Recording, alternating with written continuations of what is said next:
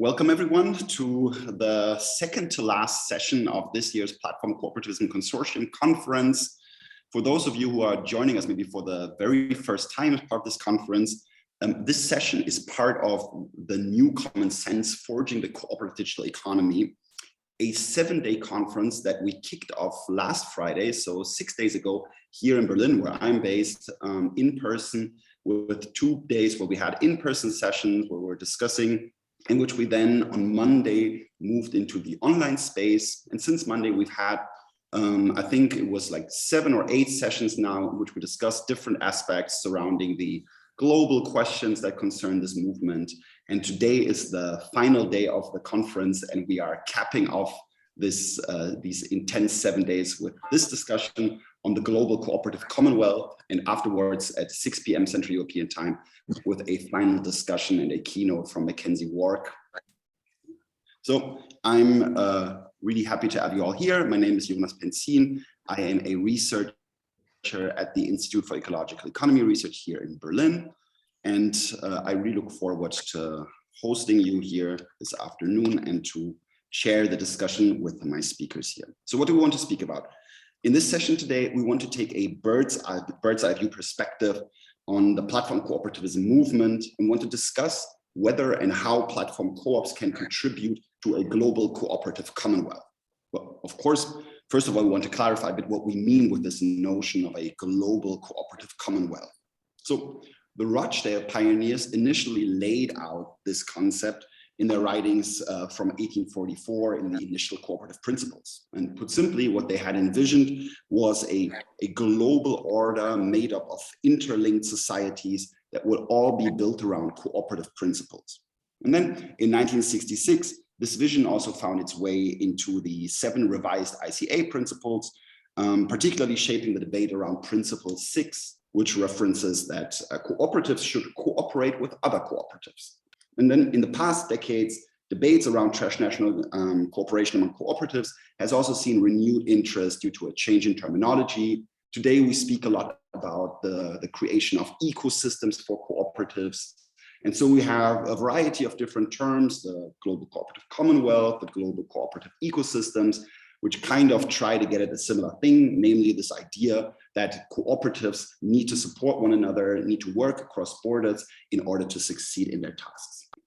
So in the following 70 minutes, we will try to understand what role these visions of a global cooperative commonwealth on one hand and a global cooperative ecosystem on the other hand play in the context of the digital economy. So concretely, we will ask, which role do platform co-ops play in moving us closer towards this notion of a global cooperative commonwealth? Which of the existing platform co-ops show the glimpse of an internationalist undertaking, one that spans countries, legal systems, tax systems, currencies, and political systems? We will also ask, what are the specific challenges that the platform model creates for international cooperation among cooperatives? And we will ask how these challenges could potentially be overcome. And with all of these questions, our primary aim is to tease out to what end platform co-ops would cooperate across borders, what cooperation could look like on the ground, and also what institutions are needed to foster cooperation amongst cooperatives. So before we jump right in, a couple of words about the format, some housekeeping.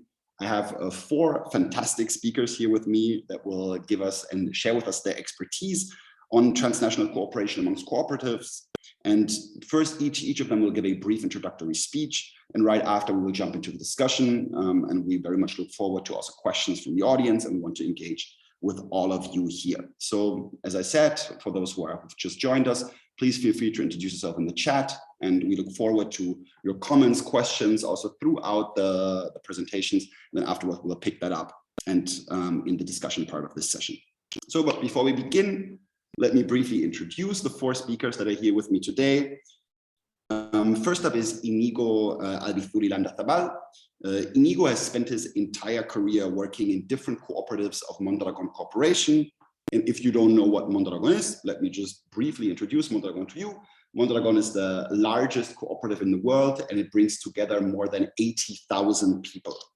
And today, Inigo is the vice president of Mondragon. focusing primarily on communication and public affairs. And he also serves as the president of CICOPA, which is the International Organization of Industrial and Service Cooperatives. So it's great that you're here as well today, Inigo, and we look forward to your thoughts and contribution in just a couple of seconds. And the second person that we'll be hearing from today is Jonathan Reyes. Jonathan is a designer, an activist, entrepreneur, and urban innovation consultant who specialized on the integration of technology and collaborative culture for the improvement of urban policies. And he develops projects and tools that are capable of involving citizenship, local authorities, and public and private institutions for the common good. And most importantly for today, for the session here, is that in 2016, Jonathan started his journey on fairbnb.coop with other colleagues in Venice, Bologna, and Amsterdam. And their aim was to create an alternative to existing home sharing platforms. And today, Jonathan is the vice president and the CCO of this Italian cooperative. And then afterwards, we will hear from Carla Young. Carla earned her PhD in sociology at the University of Illinois in Chicago. And today she is a researcher here at the Institute for Ecological Economy Research in Berlin. So Carla and I are colleagues, and she's just sitting one floor below me right now. And here at the U of A, she engages with organization theory, economic sociology, and science and technology studies. And she's particularly interested in how people create organizations and technologies that facilitate more equitable and sustainable social and economic relations. And in her dissertation, which is titled Playing the Game or Changing the Game, she investigated the emergence of a meta-organization in the field of food cooperatives in the United States. And then last but definitely not least, we will hear from Jason Spicer. Jason is assistant professor at the University of Toronto, where he researches and teaches on economic alternatives to the investor-owned firm. And he also focuses in particular on the policies and politics these alternatives are required to succeed at scale. And these alternative forms that he looks at include, among other forms, also the cooperative. And the cooperative was in particular the subject of his PhD thesis in political economy, which he did at the MIT. And through his community economies lab, he also engages in applied business research and policy advisory work for cooperative and social economy initiatives and for local and national governments as well. So I am very thrilled to have the four of you here. I think this is a spectacular lineup of speakers, and I can't wait to hear from you on the relevance of the global cooperative commonwealth from a platform core perspective. So, and with that, I would like to hand over to Inigo. The floor is yours. Okay, thank you very much, Jonas.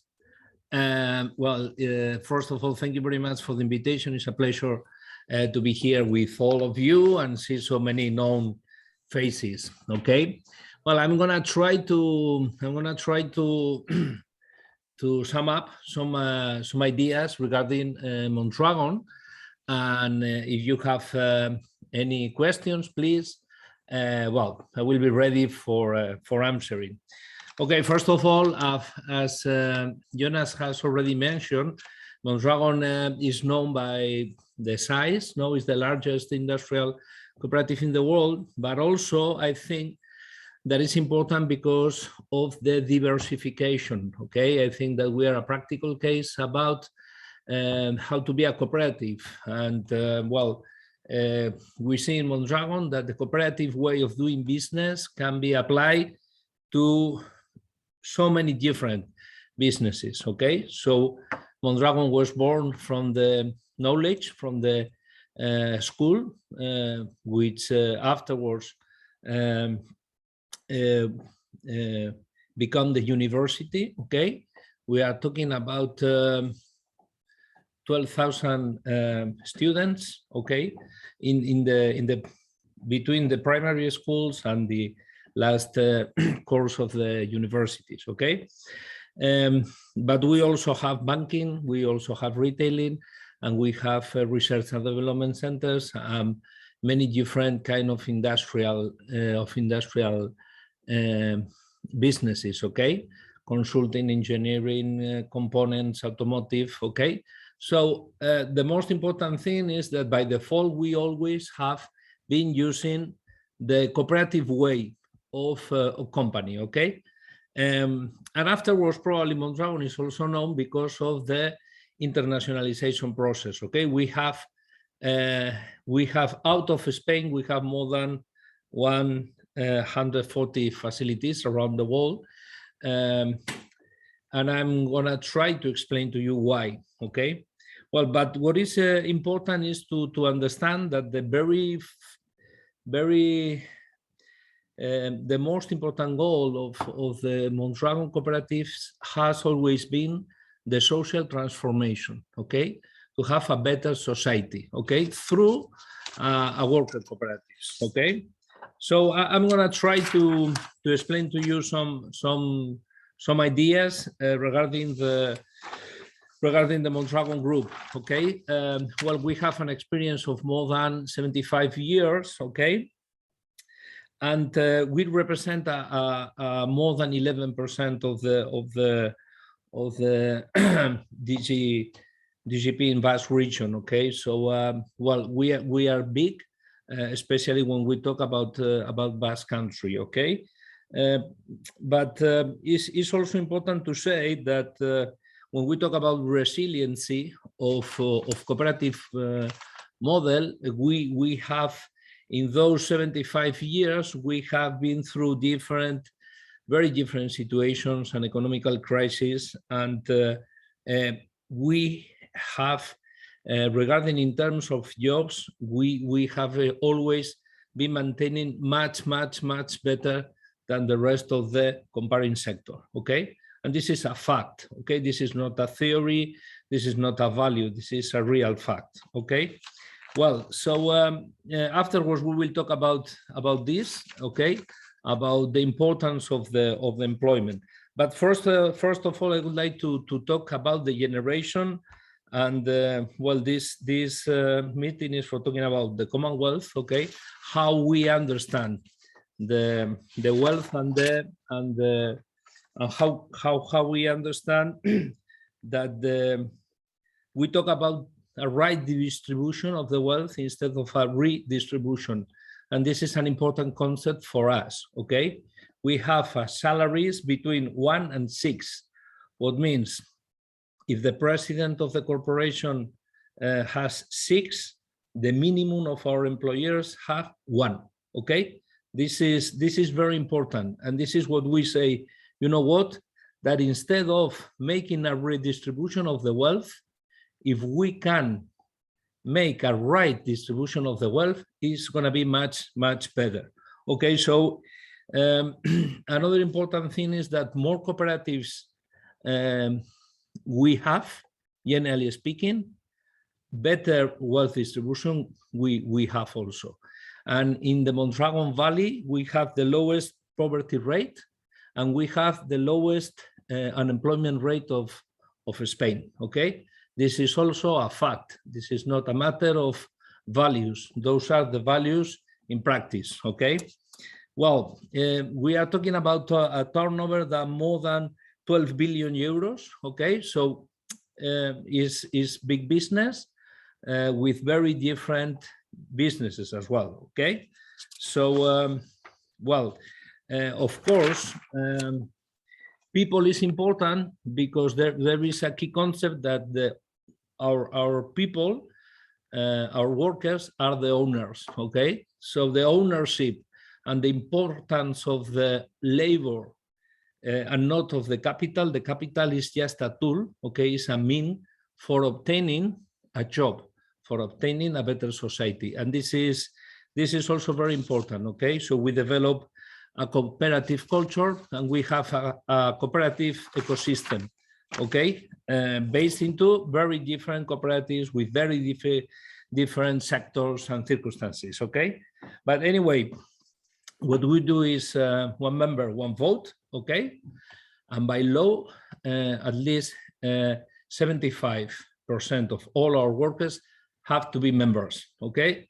This is also a clear concept, and this is a real thing, okay? So, well, the employment and the employability, okay?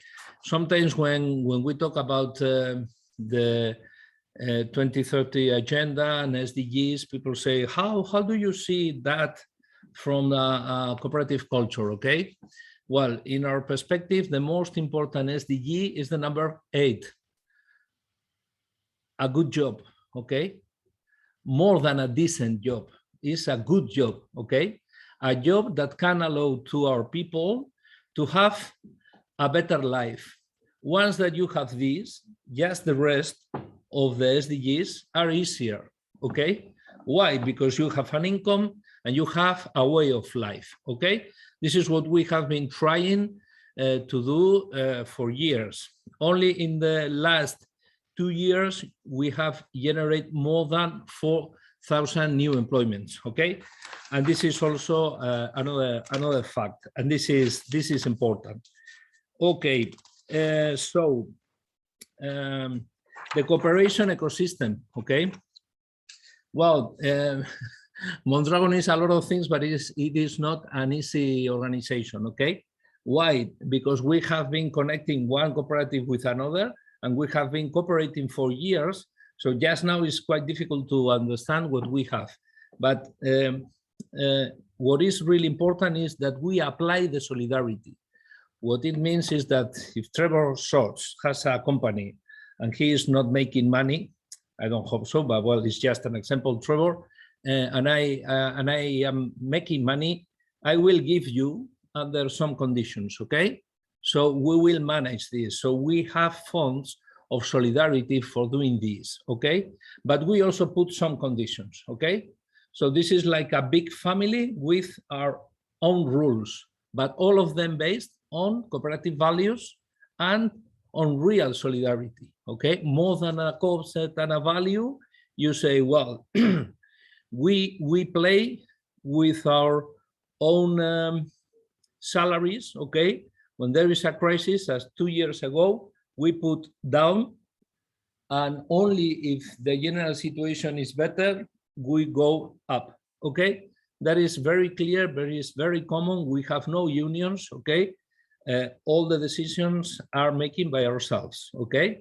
This is real solidarity, not only inside of the same cooperative, but also among the different cooperatives, okay? We support the university, we support our R&D centers, okay? We help each other, okay? And this is really important, okay? Because once that we have the general results, we adapt the different results to the different situations. Okay, another important thing is innovation. And innovation for years has, has been translated like automatization, for example, okay? So this has never been a concern for us because the automatic process have always helped to the worker conditions, okay? Just now, probably the innovation could be platform costs, why not, okay? So digitalization, new ideas, okay? But this is another important thing, to be open to new ideas and to new times, okay? Another important thing is that when we talk about internationalization, the main reason because we went to other countries for doing business was for maintaining the employment in our own communities, okay? And during a long period of time, we were taking a lot of information, and we have a very clear idea that those cooperative companies of the group that went to other countries for doing business, they increased the number of workers in the headquarters, in our community. So we are having both. We are having new employment in the countries where we are, but also in the own community. And this is not so clear because sometimes we see new ideas or we see new businesses as a threat instead of an opportunity, okay? And this is important. Why can we do that? Because we can take more risk. Why? Because we will be always supported by the group, okay? And this is real solidarity, okay? So, trying to sum up, the values are very important, okay? But more than that, it's even more important to put those values into practice. Our founder, Father Arizmendiarreta, used to say that there are no good ideas if those ideas cannot be put into practice. And we hope that we have too many new ideas to put in practice. Thank you very much. Thank you so much, Inigo. We will continue then straight away with Jonathan from Fair BNB, to give us a specifically platform core perspective. Hello, Jonathan, nice to have you here. Hi, hi everyone. Thank you very much for the invitation. It's a pleasure to me to be here today. And well, I will directly go through the topic. Regarding this idea of global cooperative commonwealth from the Fair BNB perspective, I must say that in our case, this is not just an opportunity or an option, but it's a need, and it's something that it's embedded in our model from the very beginning, since we understand ourselves as an ecosystem that interconnects different existing local realities to promote this global commonwealth to change the model of tourism we are having by empowering local communities on it. So I will share with you now a bit on our vision, or our vision on how to do this from Fair BNB Corp, and also some challenges and ideas or proposals that we have on it. So, well, as you know, and as I mentioned, Fair BNB is a platform that is integrating in its own model this idea of growing organically by connecting with already existing local communities or cooperatives to empower them through our technology to define what model of tourism they want to have in their territories and create an economy out of it for a positive local impact. The way we do this is by the principles of radical democracy, redistribution, and regeneration of the commons, we call it. So going to the very specific points, or the ways we do it is, first of all, our redistributive policy. You know that we are a global technology, but our benefits are, the goal is to leave most of them at a local level. So what we do is to leave half of our revenues to fund social projects in every place where we are present, but also we activate new countries or new destinations by creating partnerships with local operators who keep part of the revenues to manage the operations. The other principle is local sovereignty. We are again we say global technology. No, we are a global technology, but where local communities can define how the technology works in their cities. For example, we always mention the case of Venice, where they, beyond being compliant with local regulation, they wanted to allow in the platform just the people who could show that they were residents in the city of Venice for a number of years. No? So it's giving the sovereignty on the technology to local communities. Then we are now becoming a multi-stakeholder cooperative. So to ensure that all the territories where we are present and all the different stakeholders that participate in our ecosystem can participate in the governance and co-ownership of the platform itself. And finally, we think that is needed to grow and to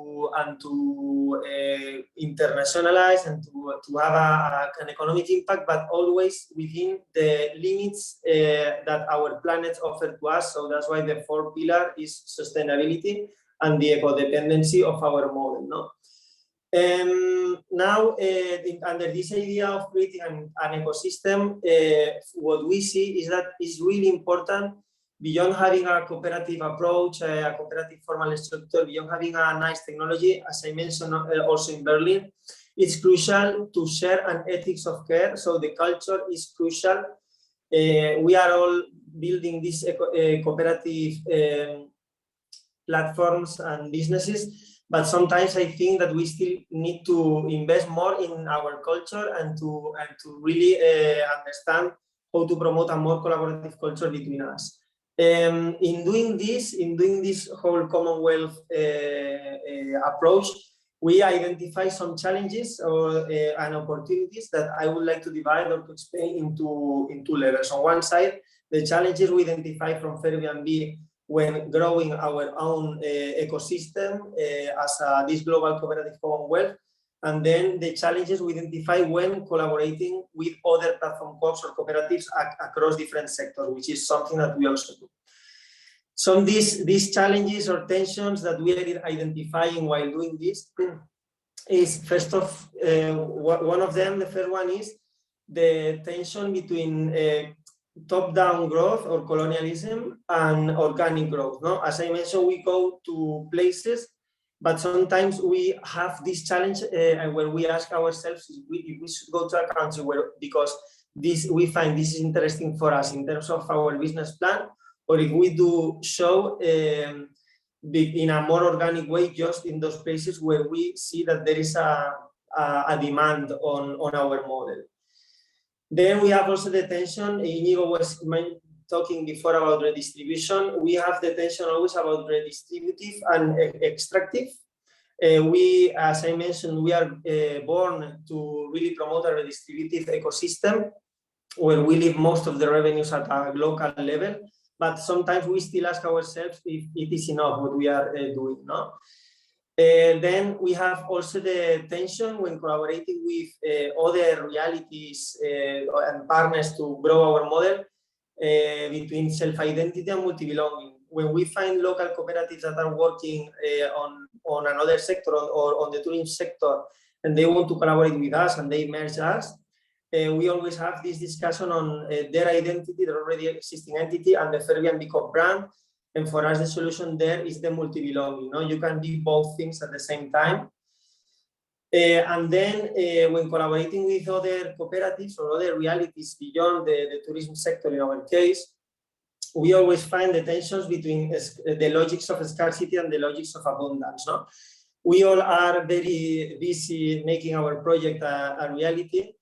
And in this sense, sometimes we feel that we are too much focused on making it real and we don't look outside to see all the abundance that other platform co-ops can bring to us. And I think it is very important that we also make this switch or this change from the culture, no? Because this is something we inherited from the capitalist approach, I think.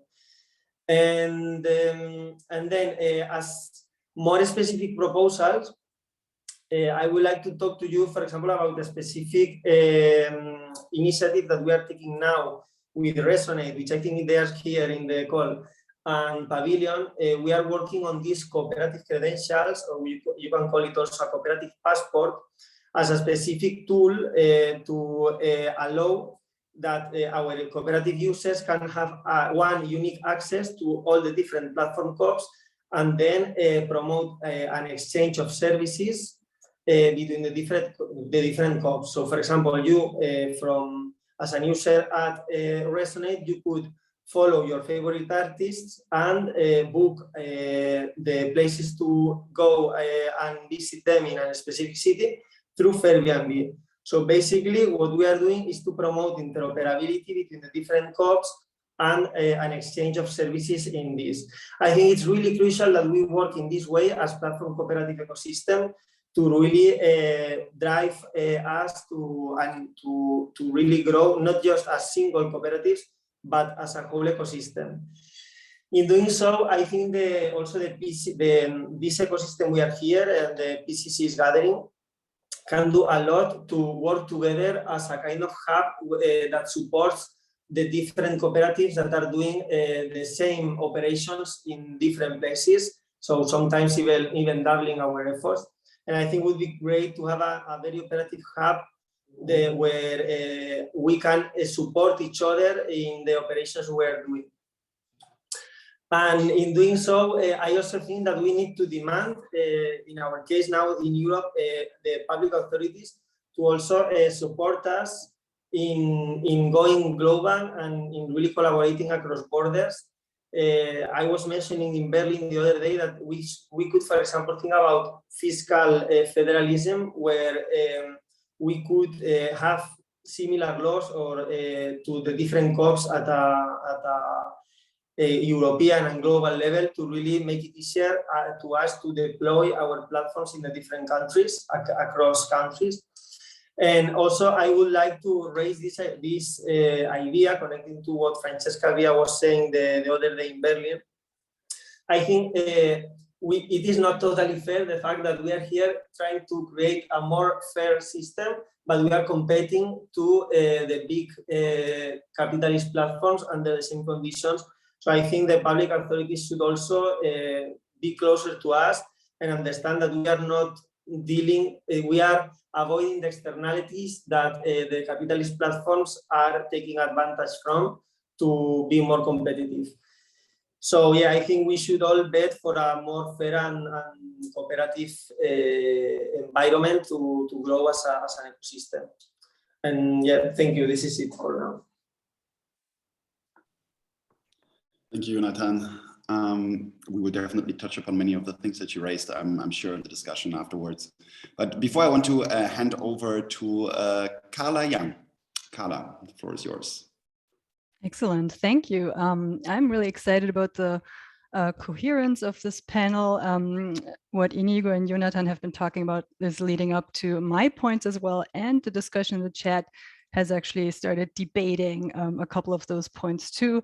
I would like to also tie together some of the points that have been brought up during the conference over the entire past week to sort of, and this is our last day, so to sort of sum up a little bit too and connect the dots here.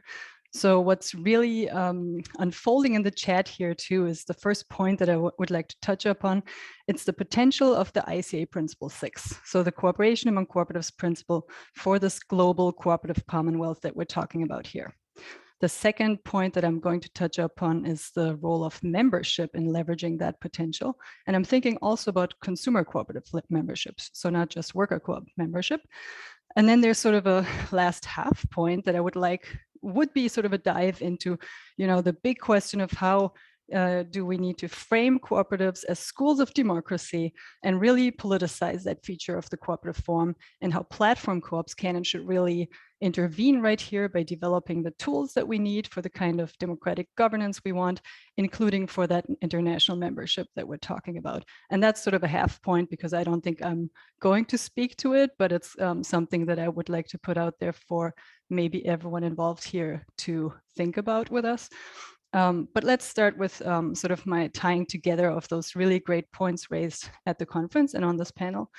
So first, Jan Zygmuntowski said on the panel on Saturday that, you know, co-ops need to cooperate with each other, but also need to patronize each other and join each other's co-ops. And Inigo repeated that point here, and Jonathan just described how that works for Airbnb. And I agree, Principle 6, that's not just a nice extra, you know, something that we do for social feel-good effects, but without economic solidarity, and that's a term that I think Inigo and Jonathan have, you know, used 10 times or more, there will be no cooperative commonwealth. And why not? So we need to talk about what we mean by cooperative commonwealth at this point, and that's also already a discussion in the chat. Cooperative commonwealth does not just mean simply an economy that ends up being made up of all those individual independent cooperatives, you know, organizations that are organized cooperatively but don't cooperate. It means an economy based on cooperation. So that link and that interaction is really crucial. And because we've heard about these really wonderful examples, you know, Mondragon, Airbnb, I'd just like to bring up sort of a not so good practice example, maybe just for the fun of it. So maybe you've heard of Recreational Equipment Incorporated in the US. That's actually a market leader, the market leader in the US for outdoor equipment, and it's a cooperative. But the fact that it's a legal cooperative and the market leader does not seem to get us so much closer to the cooperative commonwealth. And that's because REI donates to nonprofits rather than investing in other cooperatives or patronizing them. So it doesn't really sustain those ties to other cooperatives. It also doesn't encourage its own members to patronize other cooperatives through any programs. So it also reduces the role of membership to sort of a reward system. You know, you get sort of membership for $20 and then you shop and you're entitled to certain things. You don't really get to vote on the board anymore, but you also don't really, yeah. So you know, it's sort of a not so good practice example, but at the end of the day, even REI, which is very large, is still a cooperative, and it is independent from stock markets, and it can put its money where its leadership wants to. So my question here is, to bring it back to the Commonwealth, how can we make them do it? You know, how can we make this large cooperative contribute to the other cooperatives? And I think that's where point 2, the membership, comes in.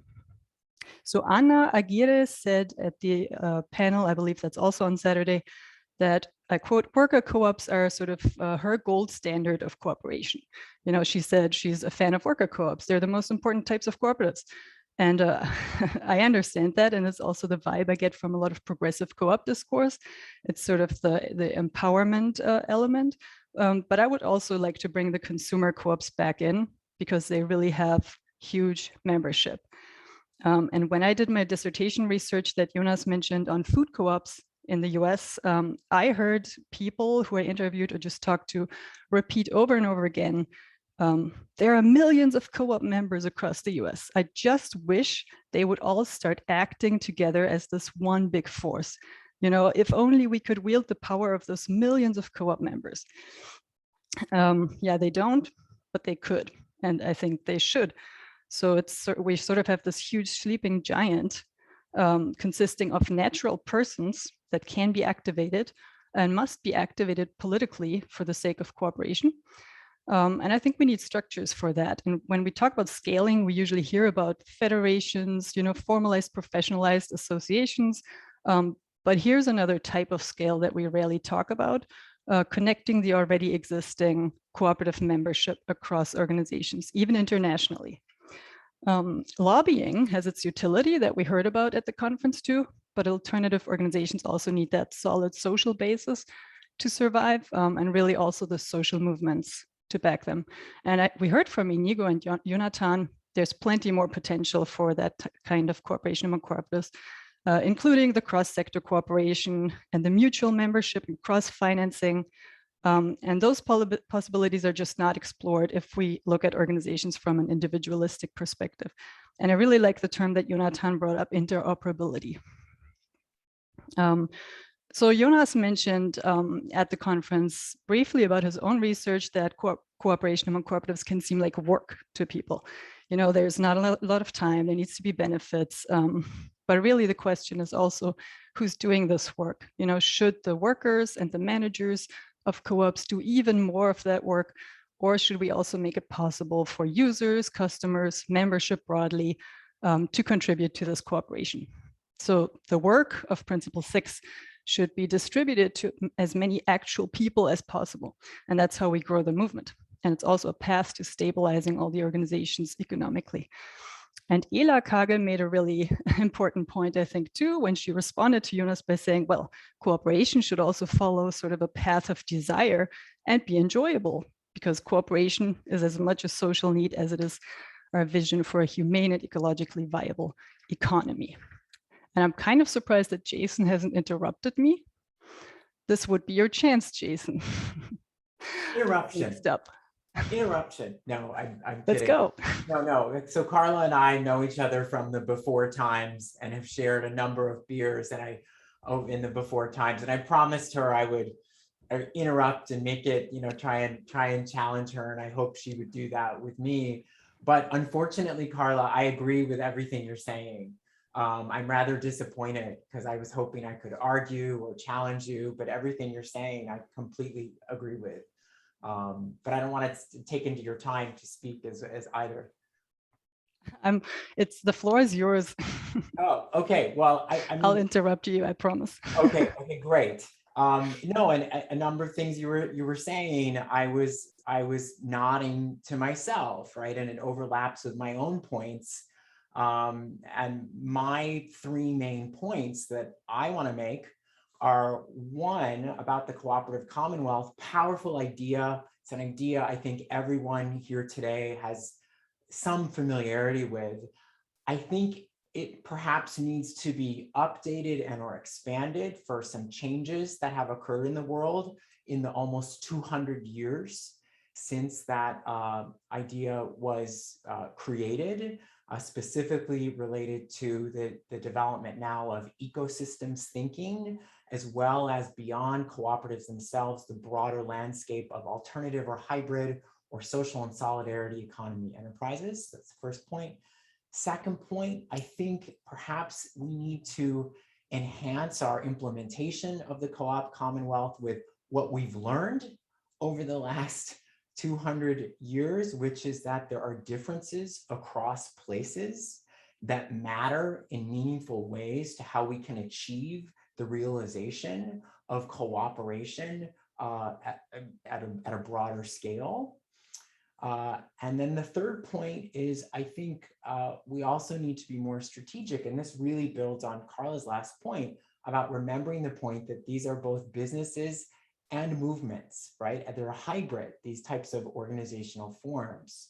So a cooperative has elements of a business and a movement, and reconnecting and staying connected to movements, I think, is important to make sure that solidarity remains centered in these enterprises. So just to expand those 3 points a bit. So point 1, in terms of updating this idea in practice for our times, you know, I'm a big believer in meeting people where they are. And, you know, this is kind of like co-op church here today. We all have already drunk the Kool-Aid. We already think co-ops are great and have a lot of potential. Most people in the world, particularly in the Anglophone world that I inhabit, I live in Canada, and I'm from the United States originally, they don't even know what a cooperative is, even if they're potentially patronizing one like REI, like we were just talking about. They do know increasingly the idea of ecosystems, business ecosystems, entrepreneurial ecosystems, innovation ecosystems. This is in the news all the time. Jonathan mentioned it as well. Others have mentioned it. This is a concept they understand because the GAFA firms, right, have all been implementing their own ecosystems and networks of suppliers. People get this, and this idea has resonance. And I think the Co-op Commonwealth term, it can readily be translated into that framework and has been. Melissa Hoover and Hilary Abel, cooperative organizers in the United States, started talking about cooperative ecosystems almost a decade ago at this point. And now we have the OECD talking about social and solidarity economy ecosystems. So it's not much of a stretch. And I think using this framing, we know frames matter to our success in appealing to people. I think it's has a lot of potential, the ecosystem frames. The second point, sub-point on that is that I mentioned the OECD is talking about social and solidarity economy ecosystems. Over the last 200 years, alongside the cooperative, we've had a host of other organizational forms and models institutionalized in the economy as well as in law and policy.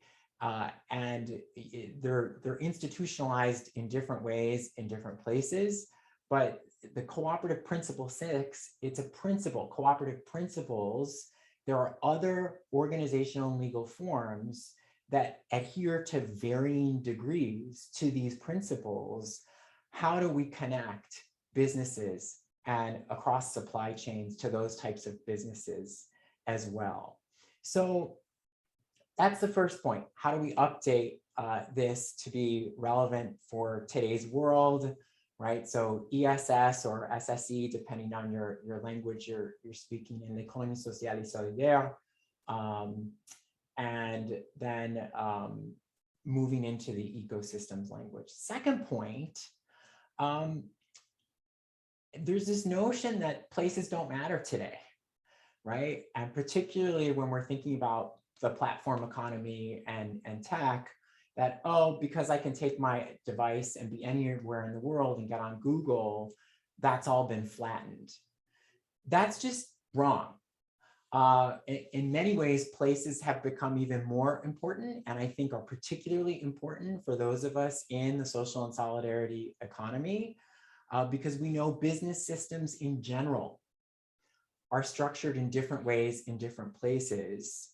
And that matters for cooperatives' ability to succeed in some of these places. And I've just recently published some research which measures and explains this and shows that the Cooperative Commonwealth interlocking system has congruencies with the way certain economies are structured and is incongruent with the way some other business systems are structured, particularly the systems in liberal Anglophone countries like the United States and Canada specifically.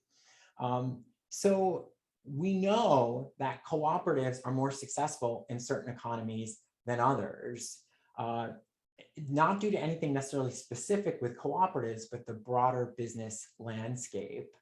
But then there are some specific factors in cooperative policy and the cooperative ecosystem itself in these countries that also matters, right? And if you systematically trace the differences, it's a lot harder to be a co-op in places like the United States. That's not to say there hasn't been success, than in a place like France. There are also differences at the local and subnational scale. And I live and I'm based in Canada, and people outside of Canada will always say to me, oh, Canada has so many cooperatives, you have such a rich tradition. Untrue. Quebec has a rich history and tradition of the social and solidarity economy. To a lesser extent, British Columbia does. But guess what? Ontario, Canada, has more people in a larger economy than Quebec and British Columbia put together. We do not have nearly the tradition that these other places have. I can count the number of worker cooperatives in the province of Ontario on my fingers, and maybe I can go to 1 foot, right? So different places have strength and others do not. Why does this matter? Again, in thinking about tech and saying place doesn't matter, it's easy to say we're going to start a platform and it's going to go global. Well, you need to at first think about, am I operating in a region and a country that has these traditions, has the history, has an enabling framework, has an infrastructure to draw on. And if you're not, I think those are things you need to be mindful of and think about how you're going to address first. If you are, I think it's about gathering strength in that region and in that country first, before moving to places where we don't have those potential traditions. So, and then the third and final point I wanted to make is about movements. And Carla was talking about the sleeping giant of all of these cooperatives and smaller cooperatives, particularly in places like the US she was mentioning, where people need to start acting like they're actually a member of the co-op. And what we really mean is they need to act like they're a member of a movement. And this is something I found in other research I've conducted on a global network of alternative banks, where I systematically found that those banks that had formed in relationship with a movement and had maintained ties with a movement were able to maintain an animation of their values better than those that didn't.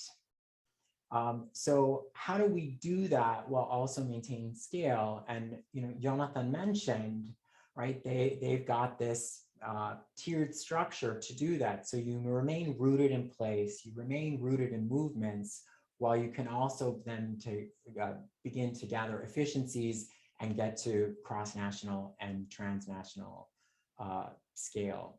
So Carla, I'm a little disappointed you haven't interrupted me yet, because I'm about to wrap up myself and just restate my 3 main points, which is that cooperatives and sibling forms, I think, need to cooperate across the supply chain better in places of strength, and then expand strategically from there into other places where the movements and enabling environments maximize our probability of success. So now's your chance to interrupt.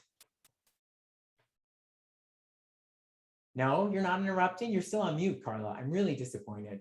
I'm disappointed in me for not interrupting you. And then this was wonderful. I also agree with everything you said, and I'm excited to. I would like to talk about the ecosystems versus Commonwealth terminology at some point. I'm not sure if that's what we're going to focus on here, but thank you. Okay, great. Thank you so much to everyone. Obviously, we have not rehearsed this interruption protocol. Very spontaneous acting here. I loved it. Okay, we would now love to bring in the audience, bring in your questions. I mean, the chat is very alive and it contains a lot of interesting points. So to kickstart the debate, I mean, we have one hand up already and I would like to call on that soon. It's Jerome. But before that, I just wanted to raise attention to one of the last questions that was raised here by Cecily. Cecily has argued or has rather asked, so I'm just quoting her here, from my understanding, we not strive for scaling in terms of membership volume, but rather interoperability where co-ops have a deliberate built-in need which enables accelerated activity through connection interoperability. So this question of scaling in size versus scaling in interoperability. And I think that really is one of the questions that points to the heart of many of the issues that were raised here in the discussion. So that just as a thought to kickstart the discussion. And now I would like to call on you, Jerome Warren. Please make your contribution, and we will take 2 or 3 contributions. Then we'll give it back one more time to the panelists, to the speakers, to kind of react to one another and to the questions from the audience. Thanks. Thank you very much, Jonas, and thank you to the speakers. I really enjoyed these contributions, and I have 2 questions. I think the first question would be, maybe you disagree, but I think the first question would be more relevant for Inigo and Jonathan, and the second for Carla and Jason.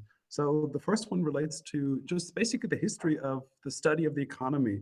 And you have since basically Wesley Clare Mitchell, this directed study of business cycles, which is rather new actually. And so before this time, basically, you know, they were seen as sort of exogenous mass hysterias, and we didn't really understand them. So now that we see that, you know, there are, through the work of Mitchell and Kondratiev, Keynes and others, that these are a regular part of sort of the system of the economy as it is today, would you see the cooperatives as a better or more granular solution to cyclical instability? Inigo, I know you mentioned that the unemployment rate in the region, the Basque region, is lower than elsewhere, than things like helicopter money or Keynesian fiscal policy.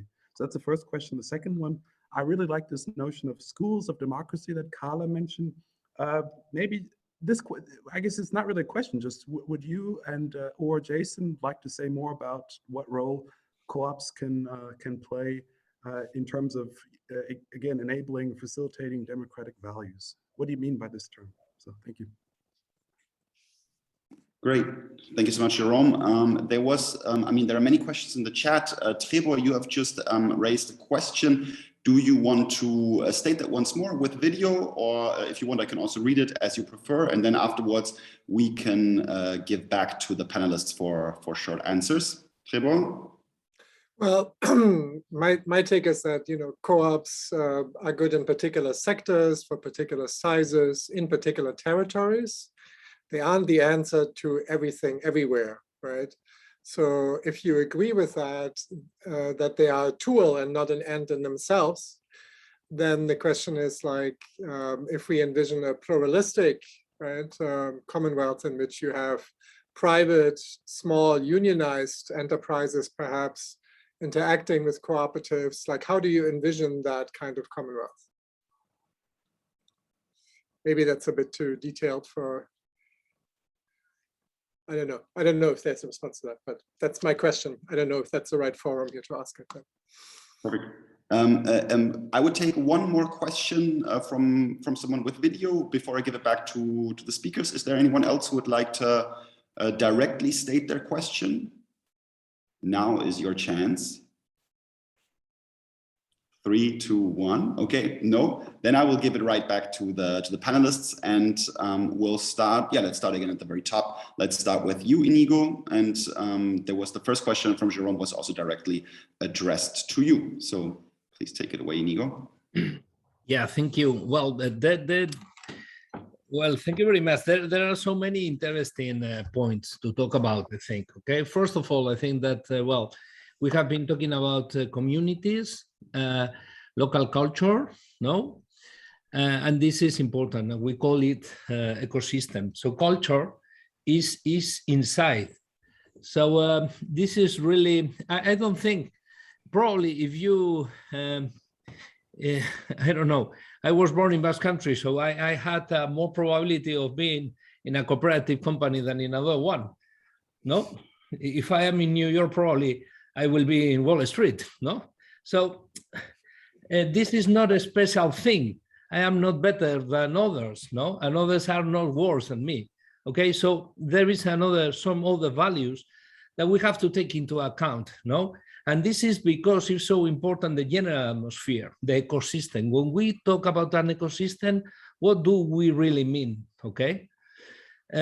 First of all, I have been trained to explain that it's important, in Mondragon at least, to show everyone that whatever business idea you have, you can do it in a cooperative way. In fact, there was no other way here. So, well, and we have had for years after years a lot of, well, what is called an ecosystem, okay? And this is good, but what is really important is the culture, okay? So I have another question for Trevor Sotz. So I am trying to interrupt or disrupt or provoke, okay? Why? Because if we are talking about culture, I think that it's really important to teach cooperative values. It's for nothing if we talk about cooperative culture and afterwards we teach the way of doing business of 2 centuries ago. If the only goal that we teach our students of our business management universities is to make more money, this is going to be for nothing, okay? It's exactly the same when we talk about entrepreneurship, okay? If we teach your students for being part of a big machinery, they will not decide by their own that they want to set up their own company, okay? So this is important. This is one thing. Another one, cooperation. What does it mean? Let's cooperate.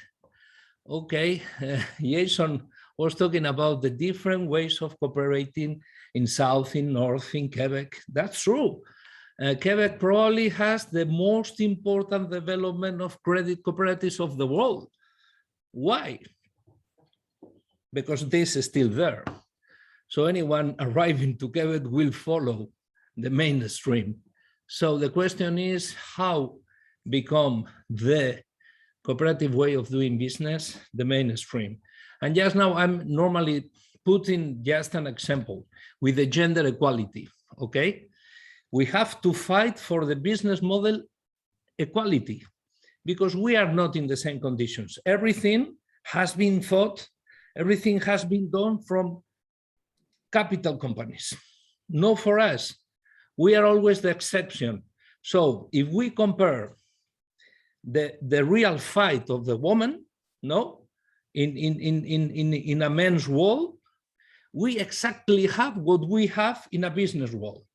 Exactly the same. Cooperatives, we have to fight for everything because everything has been thought for another business model.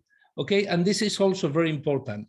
And I want to talk also about the importance of the cooperative organizations. Okay, for years we have been fighting against the governments and the laws. Okay, just for having the same opportunities, not for being better. I don't really think that we are better, but still we have to fight for having the same opportunities that others. Okay, exactly. When if you have some doubts, please do this exercise of thinking in a woman in a men's world, and it's exactly what we have in the business world. Okay, and this is also very important. Cooperation. Okay. Let's put, I don't know how to translate because this works very well in Spanish and probably it doesn't work in English, but I will try, okay? We put an example of collaboration, okay, that are fried eggs with bacon, okay? 2 animals cooperating, okay? No, chicken and pigs. with a different, let's say, different value, okay? You cannot ask the others to be the pig, and you reserve always for you the chicken role, okay? This is also very important, to cooperate at the same level, okay? And to help the others, okay? Just in case you have to be, you have to look back to the others. And this is also a very, very important idea in the cooperative world. And I don't know if I have answered you, I'm so sorry, because I have so many other topics, okay? Thank you. Okay, great.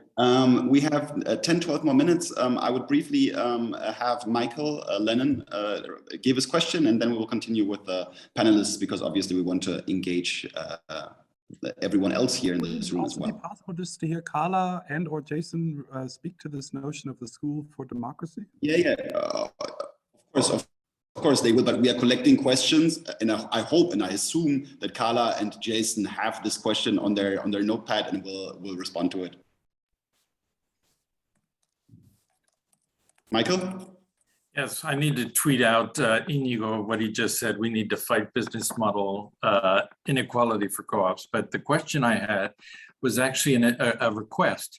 Eleanor Ostrom identified 8 principles that are used for the measurement and benchmarking of cooperation. And they can be used to compare how one group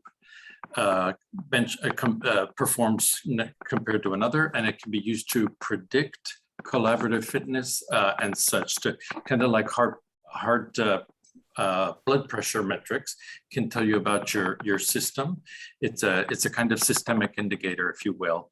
Are there, I have been wanting to collect this data more systematically across co-ops so people can use it for comparison and benchmarking and looking at how to strengthen their cooperative practices across different cultural groups.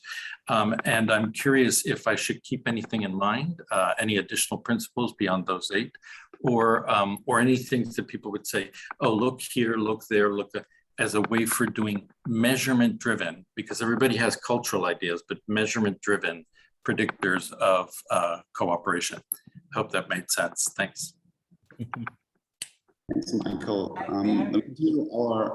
Jason, you want to jump in? Yeah, I just, if I may respond to that, and also then to the education question. Michael, I'm a big fan of measurement. You know, I recently published a study where I measured the prevalence of large-scale cooperatives and statistically modeled it. And I think we need more of this, because a lot of times we engage in church-style cheerleading and we don't actually measure, and we need to do more measurement. And so I applaud that you're doing that. I think it's exciting.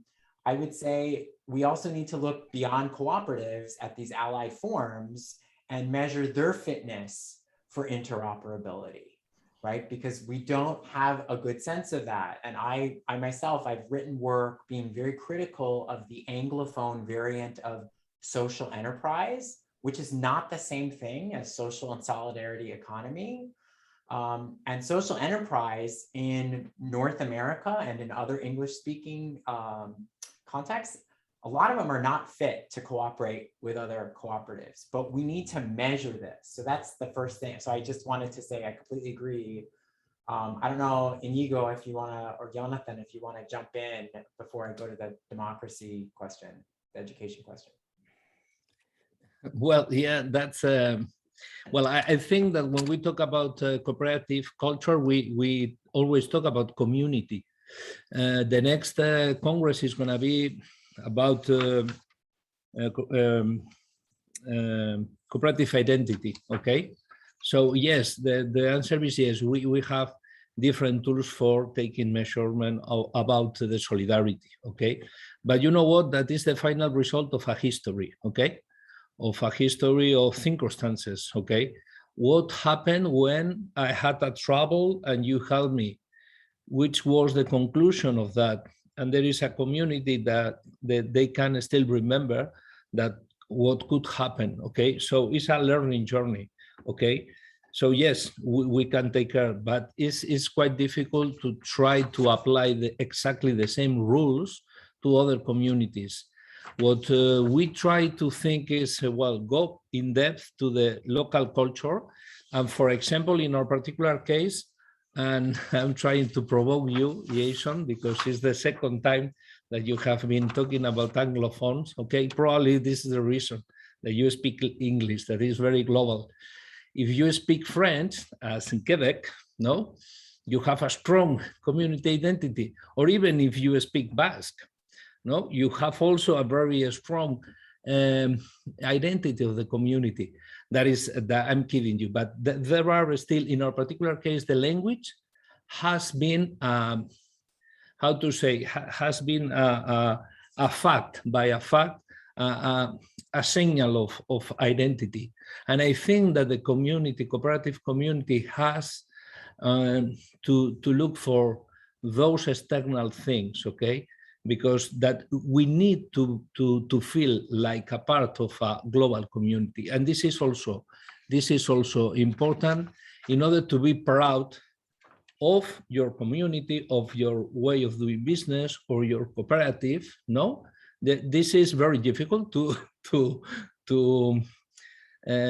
find out some indicators, but this is also important in my opinion. Okay, thanks.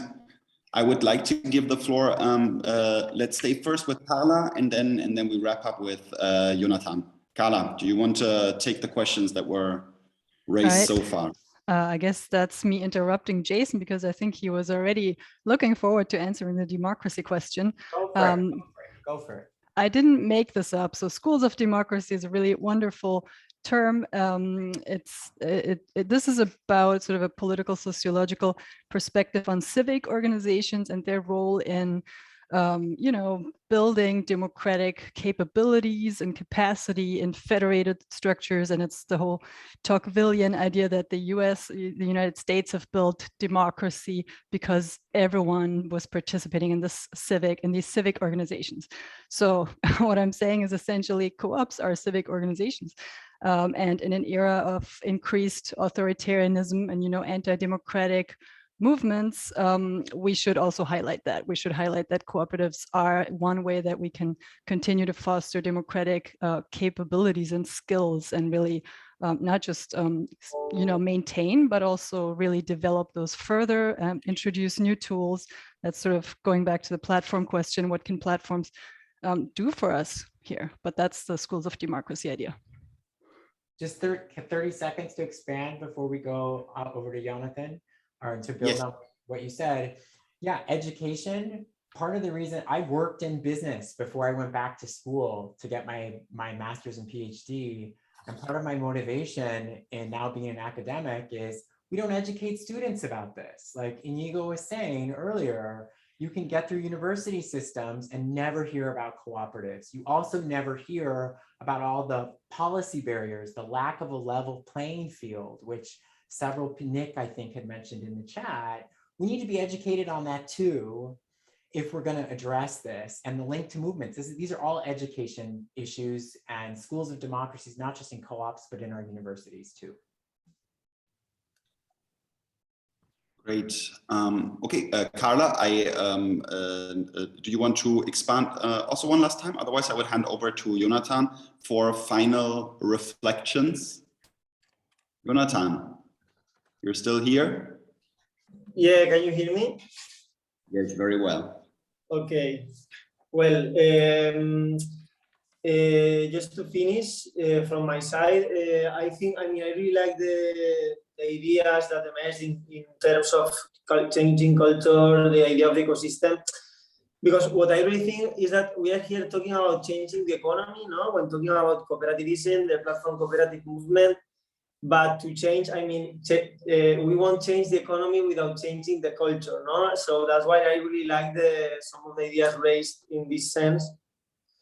And in this sense, I think I mentioned it when I did my introduction. I think, for example, it's really easy to say this, it's really difficult to bring it to practice, but I think we have, for example, to go beyond the tensions between scarcity and abundance. I think we are all very much into our own projects, our own cooperatives, but I think it's really important go beyond and understand that each of us can be ambassadors of other projects and really work to as an ecosystem and more than as independent projects.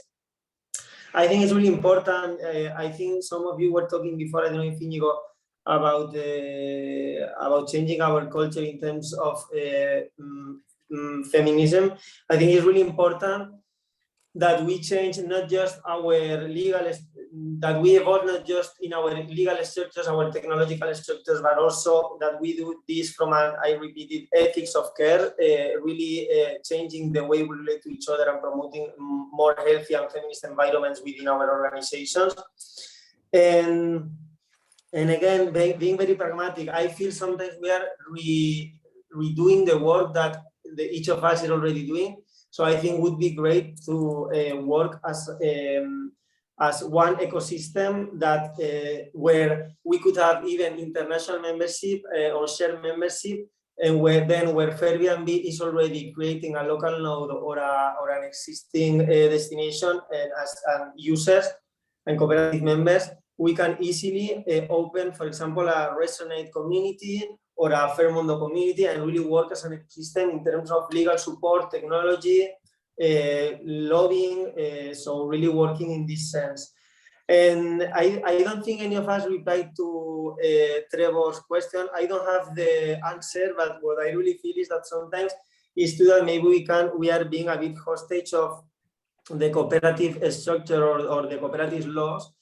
And sometimes I feel that being the nice multi-stakeholder cooperatives that we are aiming to become at a global level is a goal, but it's important that we, as also Inigo said, are operative, and because we are both a movement and a business, and to bring results. I think sometimes in some places we have to prioritize operativity, and in this sense, maybe it's too provocative, I don't know, but cooperatives are not always the best answer, at least to start operations. And yeah, this is from my side. Thank you very much. Thank you so much, Jonathan. And also a big thanks again to the other speakers, to you, Carla, to you, Inigo, and to you, Jason. I think this was a pretty intense and thoughtful conversation. And there's definitely enough material here to continue for another hour. And we will wrap up nevertheless here, though, at this point.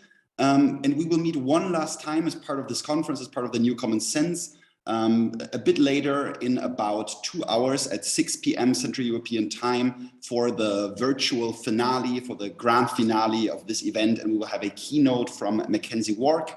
And in addition to that, we will hear some other reflections on the entire conference. And I just posted into the chat a link to the live recording of the opening event from last Friday in Berlin. And I just wanted to inform you that videos of all other sessions, both from the in-person part in Berlin, as well as from the all of the online sessions that took place this week, will be uploaded to the PCC website early next week. And so if you're interested, you can rewatch all of the events there. And this one will obviously also be part of that. So thanks again. Thanks a lot for your participation, for your contributions. Thanks to the speakers, thanks to the audience, and hope to see you in about 2 hours for the final event. Take care. Bye-bye. Thank you. Have a nice day. Thank you.